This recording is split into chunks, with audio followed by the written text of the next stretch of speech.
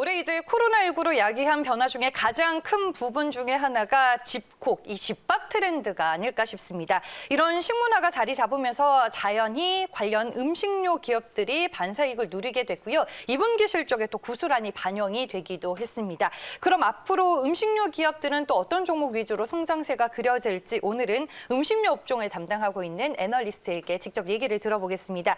메리츠 종금증권의 김정욱 애널리스트 나와 있습니다. 안녕하세요. 안녕하세요. 네. 최근에 코로나19 이후로 음식료 업계도 상당한 변화가 나타난 것 같아요. 어떤 네. 것들이 좀 있을까요? 좀 카테고리별로 좀 말씀을 좀 드릴까요? 그래서 이제 코로나19 이후에 일단 먼저 라면 쪽을 좀 살펴볼까요? 라면은 1월, 2월 분위기가 매우 좋았습니다. 코로나 이전에도 이제 뭐 짜파구리라든지 그리고 이제 기생충 영화에 또 화제가 되면서 카테고리별로 인기가 되게 많았고 거기에 코로나 팬데믹까지 더해지면서 1차 팬데믹 때는 라면이 폭발적인 성장을 했죠. 거의 10% 중반 이상에 가까운 그렇게 라면이 오랜만에 고성장을 보이다가 또 달라진 부분은 8월 달에는 그렇게 재밌지는 않았습니다. 예. 1차 때는 우리가 워낙 미지의 영역이기 때문에 그 공포에 따른 사재기 수요가 많았고요. 예. 네. 8월 달에는 이제 경험적으로 우리가 한 달 정도만 버틴다면은 또 끝나겠다 이런 생각 때문에 학습 효과가 생겼군요. 학습 효과가 생겨요. 그래서 라면은 그렇게 늘지는 않았습니다. 차별화됐고 가장 피해를 입은 카테고리는 음료 쪽입니다. 음료, 유제품. 네. 그 학교 급식의 영향도 있고요. 외부 활동이 줄어들다 보니까 편의점이 주 채널이었던 유음료 쪽이 타격이 컸습니다. 예, 이런 부분은 1분기, 3분기에 더 좀 예상보다 안 좋은 실적을 나타내는 요인 중 하나가 될 거고요.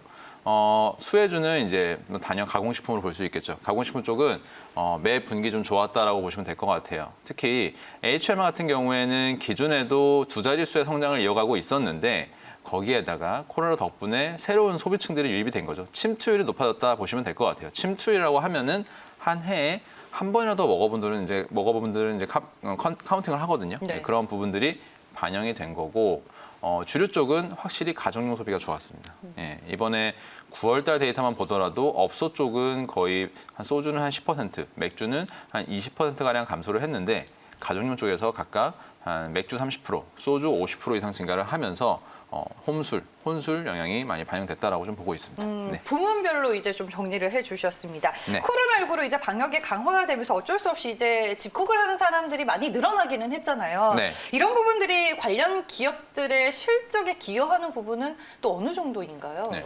집콕과 더불어서 이제 거리두기, 비대면 이런 네. 환경들이 실적에는 직접적으로는 마케팅비 감소에 효과를 줬습니다. 예, 적어도 매출액 대비 한 1%에서 2% 가까이는 마케팅비 절감 효과가 나타났고요.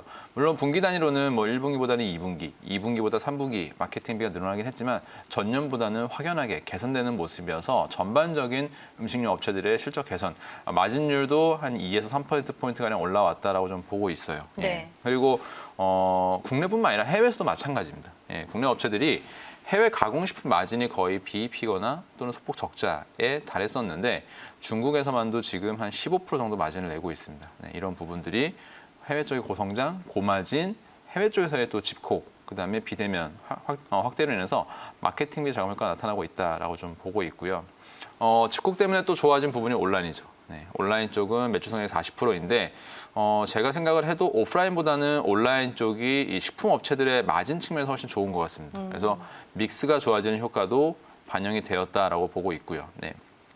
특징적인 거는 집콕 이슈로 인해서 매출이 늘어난 부분들이 최근에 다시다, 장류, 조미료 이렇게 해가지고 다시 좀 제조를 늘리면서 집에서 조리를 좀 많이 하시는 거예요. 네. 예. 워낙 애들이 이제 학교에 안 가고 집에 있다 보니까 계속 가공식품만 먹을 수는 없잖아요. 애들도 학교를 안 가고 네. 남편도 회사를 못 가니까. 못 가니까 네. 어느 정도 요리를 좀 해야 되는 겁니다. 그래서 2분기부터 좀 유난히 데이터가 튀는 게 이런 조미료들 늘어난다는 거예요. 워낙 집에서 조리수가 없었는데 좀 확대가 되는 거고 이런 부분들은 신종 매체를 통해서 이제 요리법들이 많이 또 활성화되고 있잖아요. 예, 그런 부분들이 또 재미의 영역까지 좀 많이 침투를 하면서 매출 많이 늘었다라고 보고 있습니다. 네, 뭐 이런 부분들이 결국에는 좀 2분기 실적에 어느 정도 반영이 된 것 같아요. 네. 2분기 이제 실적이 좋았었던 업종 중에 하나가 음식료 업종이었는데 3분기에도 그럼 이런 실적 분위기가 이어질까요? 그 실적과 네. 주가를 같이 좀 말씀을 드리면은 일단 1분기는 코로나 때문에 실적이 안 좋을 수 있겠다 우려했지만 기대보다 매우 좋은 실적을 냈고요. 2분기는 소비가 회복되면서 서프라이즈를 낸 기업들이 대부분이었습니다. 네. 하지만 3분기는 좀 많이 차별화가 된다, 이제는. 예.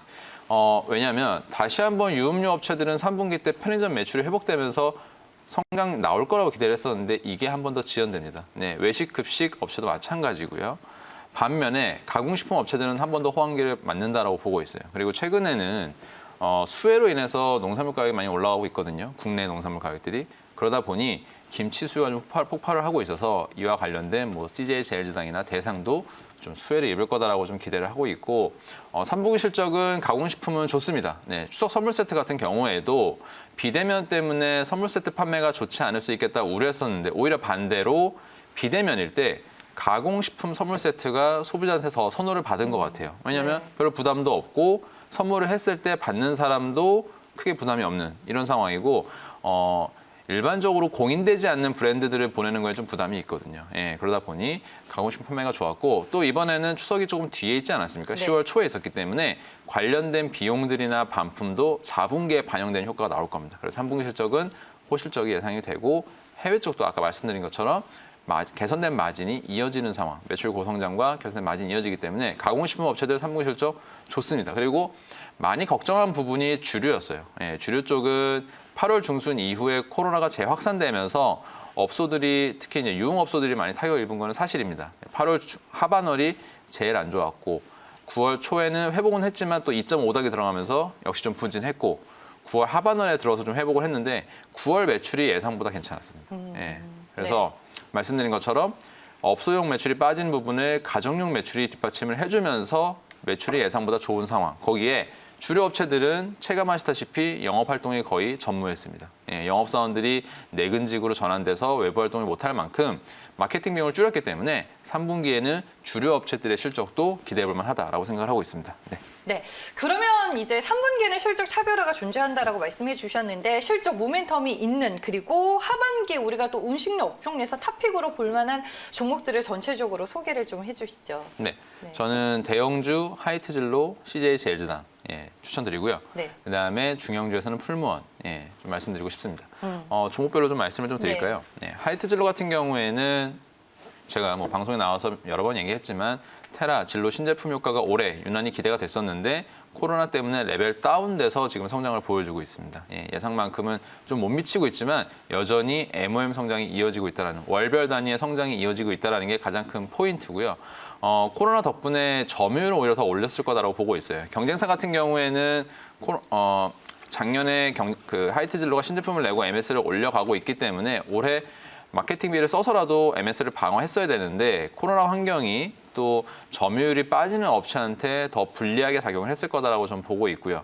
하이트진로가 말씀드린 것처럼 7, 8, 특히 9월 달 매출 우려가 있었는데 이를 이겨내고 매출을 고성했다라는 점 포인트고요. 그리고 관련된 비용들은 좀 절감이 됐기 때문에 3분기 실적 좀 기대를 해보자. 최근에 좀 주가 흐름도 급락 이후에 좀 반등이 나와서 다시 한번 좀 상승이 기대해 볼 수 있는 자리라고 보고 있고요. 네. CJ 제일제당 같은 경우에는 체감하시다시피 이제 HMR 성장, 국탕찌개, 그다음에 즉석밥, 컵반류 같은 제품들 판매 호조로 인해서 외형 성장은 가공식품 내에서 거의 하이싱글 정도, 7, 8%가 계속 이어가고 있고 여기에서 동반한 마진 개선도 기대해 볼 수가 있다. 추가적으로 해외 쪽도 특히 중국 쪽이 많이 좋아졌습니다. 중국 시장 같은 경우에 과거에는 중국의 로컬 제품들만 좋았다가 이제는 만두가 온라인 일부 채널에서 1등을 할 정도로 판매가 좋았고 네. 최근에 화제가 된 부분도 미국에서도 홈쇼핑에 비비고 만두가 출연을 했거든요. 그래서 이제 뭐 좋은 호평을 받았던 뭐 왕들이 먹었던 음식이다 뭐 이런 식으로 재밌게 뭐 방송이 되기도 했는데 현지에서 코로나 사태가 되다 보니까 현지 로컬 음식들의 물량이 부족했어요. 네. 그때 제당의 제품들이 이제 치고 들어간 그런 케이스도 있었고요. 마지막 풀무원은 해외 성장, 거기에 국내 쪽은 오래 부진했던 외식급식, 식자재 이쪽이 내년도에는 턴어라운드 한다. 이렇게 기대해 볼 수 있을 것 같습니다. 네. 알겠습니다. 또 우리가 음식료 업종 안에서 눈여겨볼 만한 대표 종목 3개를 또 말씀해 주셨습니다. 하이트진로와 CJ 제일제당, 풀무원이 가지고 있는 투자 포인트들 여러분 잘 참고를 해보시길 바라겠고요. 오늘 이 시간에는 메리츠 종금증권의 김정욱 애널리스트와 함께했습니다. 오늘 말씀 고맙습니다.